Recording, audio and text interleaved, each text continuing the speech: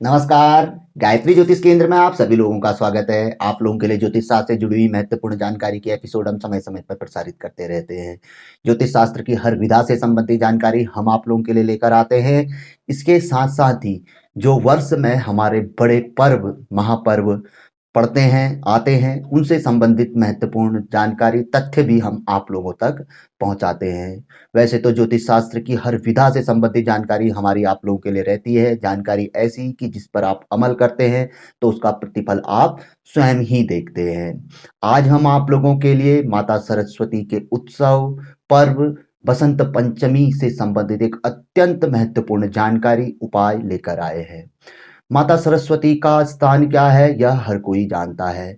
विद्या की देवी, बुद्धि की देवी, वाणी की देवी माता सरस्वती को कहा गया है। जिस किसी जातक की बुद्धि बहुत अच्छी होती है, विद्या बहुत अच्छी रही हुई होती है और वाणी में मिठास होता है, तो माना जाता है माता सरस्वती का उस पे साक्षात कृपा है, साक्षात वास उसके अंदर माता सरस्वती का माना जाता है। वैसे बच्चों के निमित्त ही माता सरस्वती का ज़्यादा महत्व है, क्योंकि पढ़ाई, एजुकेशन, विद्या एक ऐसी चीज़ है जिससे मनुष्य का पूरा जीवन यापन होता है। अच्छी विद्या ही हमें अच्छी बुद्धि प्रदान करती है। जहाँ अच्छी बुद्धि होगी वहाँ पे हमारी वाणी भी बहुत अच्छी होगी, मिठासदार होगी।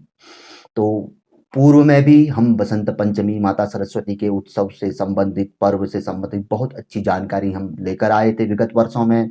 जिन लोगों ने भी उन उपायों को जानकारियों को अमल किया आजमाया उसका प्रतिफल अवश्य ही उनको देखने में आया।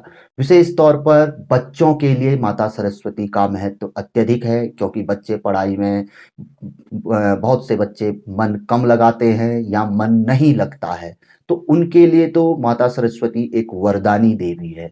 इसके अतिरिक्त जो प्रौढ़ युवा अवस्था के लोग हैं, यदि उनकी बुद्धि बहुत अच्छी नहीं है, कुशाग्र नहीं है, वाणी में कर्कश है, जिसकी वाणी सुनकर ही लोग उससे दूर भागना चाहते हैं, तो ऐसे जातकों के लिए भी माता सरस्वती का महत्व अत्यधिक बढ़ जाता है। तो ज़्यादा विलंब ना करते हुए जानकारी पे अमल करते हैं। बताया गया है, उपाय तो ढेर सारे हैं। माता सरस्वती बसंत पंचमी से संबंधित क्या करना चाहिए, पूजा पाठ और छोटे छोटे कई उपाय दिए गए हैं। लेकिन आज हम आपको इतना सरल और इतना सिद्ध, आसान और शीघ्र फल देने वाला, आप स्वयं देखेंगे कि उसका फल क्या है, आप लोगों को बताएंगे। बताया गया है कि इस दिन हल्दी का बड़ा महत्व है, क्योंकि पीला वस्त्र विद्या, एजुकेशन, शिक्षा से संबंधित माना जाता है और माता सरस्वती का भी प्रिय वर्ण व रंग माना जाता है पीला, और हल्दी बहुत प्रिय है माता सरस्वती को। तो बताया गया है कि इस दिन आप एक कपड़े को, कपड़ा सूती कपड़ा भी हो सकता है या रेशमी कपड़ा भी हो सकता है, कोई एक कपड़ा जिस रुमाल रूपी, जो रुमाल रूपी एक कपड़े को कच्ची हल्दी का रस बनाकर, कच्ची हल्दी को पीस कर उसका रस, उसका रंग रंग बनेगा उसका, उसमें पानी डालकर स्वच्छ जल डालेंगे। घर में यदि गंगा जल है, थोड़ा गंगा जल डाल दीजिए, उसमें उस वस्त्र को रंग कर माता सरस्वती का ओढ़न करें। माता सरस्वती की मूर्ति घर में रहती है या पोस्टर भी रहता है, तो जैसे अगर मूर्ति है तो मूर्ति के पीछे से जैसे हम साउल ओढ़ते हैं अपने, तो उस तरीके से माता सरस्वती को अर्पित करना चाहिए। और साथ में यदि केले की जड़ मिल जाए तो माता सरस्वती के आगे पे केले की जड़ भी इस दिन रखनी चाहिए। यानी कि प्रातःकाल नहा धोकर, जिनके घर में बच्चे हैं, पढ़ाई के क्षेत्र में एजुकेशन पढ़ाई कर रहे हैं, विद्या ग्रहण कर रहे हैं, तो उन्होंने तो अवश्य करना चाहिए, हर किसी ने करना चाहिए। इसके अतिरिक्त वो लोग भी कर सकते हैं जिनकी बुद्धि थोड़ी सी भ्रमित है, वाणी में कर्कशता है, तो वो लोग भी, उनके परिवारजन भी इस उपाय को कर सकते हैं। कुछ नहीं करना है, एक रुमाल रूपी वस्त्र लेना है, कच्ची हल्दी को खूब पीस लेना है और उसमें थोड़ा सा गंगा जल और पवित्र जल का घोल बनाकर और वस्त्रों को, उस रुमाल रूपी वस्त्र को उस पे रंग कर माता सरस्वती को अर्पण कर दें। और एक यदि केले की जड़ उपलब्ध होती है तो केले की जड़ वहां पर को रख दें, नहीं तो केले का फल भी आप रख सकते हैं। अब बहुत से लोग ये कहेंगे कि भाई कच्ची हल्दी हमें उपलब्ध नहीं होगी।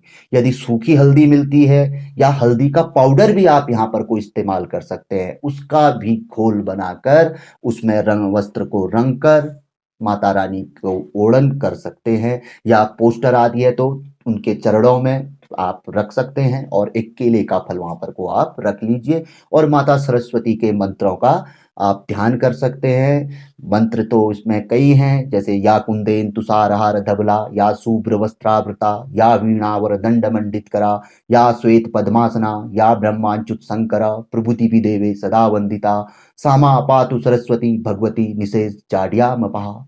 एक तो ये बड़ा सिद्ध मंत्र है। इसके अलावा इससे भी सरल एक मंत्र है, सरस्वती नमस्तुभ्यं वरदे काम रुक्मणी विश्वरूपे विशालाक्षी विद्यां देहि सरस्वती, यानी कि विद्या की देवी है, अच्छी विद्या हमें जीवन भर काम आती है। और एजुकेशन पढ़ाई की कोई उम्र नहीं होती है, आप किसी भी अवस्था में पढ़ाई कर सकते हैं, किसी भी अवस्था में अपनी बुद्धि को सही कर सकते हैं, वाणी को कभी भी अपनी सही कर सकते हैं, किंतु माता सरस्वती की कृपा के बिना यह संभव नहीं है। तो ऐसा कर लीजिए। इसके अतिरिक्त उसी में जो वो घोल है, एक कपड़ा सूती जो भी आप कपड़ा लेंगे वो तो माता रानी पे चढ़ा अर्पित कर देंगे। उसके अतिरिक्त दो चार रुमाल और बनाकर उनको रंग कर जो पढ़ाई करने वाले बच्चे हैं या जिनके लिए आप कर रहे हैं उनको भी दे दीजिए। उनसे कहिए कि नियमित इस रुमाल को अपने पास रखें, इसका इस्तेमाल करें। एक बहुत बड़ी बात बता रहा हूं, यदि आप ऐसा करते हैं तो आपको 1 महीने के भीतर इसका चमत्कारिक परिणाम देखने में आएगा। नहीं तो माता सरस्वती का वैसे ही ध्यान कर लीजिए, माँ सरस्वती नमः, माँ सरस्वती नमः। बस भाव होने चाहिए, श्रद्धा होनी चाहिए, बाकी बात हमारी पहुंच जाती है। तो जानकारी काफी अच्छी थी। बसंत पंचमी की अनंत शुभकामनाएं आप सभी लोगों को। माता रानी आप पर अपनी कृपा दृष्टि सदैव बनाए रखे। तो जानकारी पसंद आए तो जरूर आगे बढ़ाकर शेयर करें। वीडियो को लाइक कर सकते हैं, आपकी मर्जी पे निर्भर है। नए लोगों से हम हमेशा कहते हैं कि गायत्री ज्योतिष केंद्र के साथ जुड़े, काफी अच्छी जानकारी है गायत्री ज्योतिष केंद्र की, कहीं ना कहीं आप लोगों के लिए लाभप्रद ही यह रहेगी। तो मिलेंगे ऐसी किसी बहुत अच्छी जानकारी के एपिसोड के साथ अगले वीडियो में। तब तक के लिए नमस्कार, जय श्री राम, जय श्री कृष्णा, ओम नमः शिवाय, जय मां सरस्वती।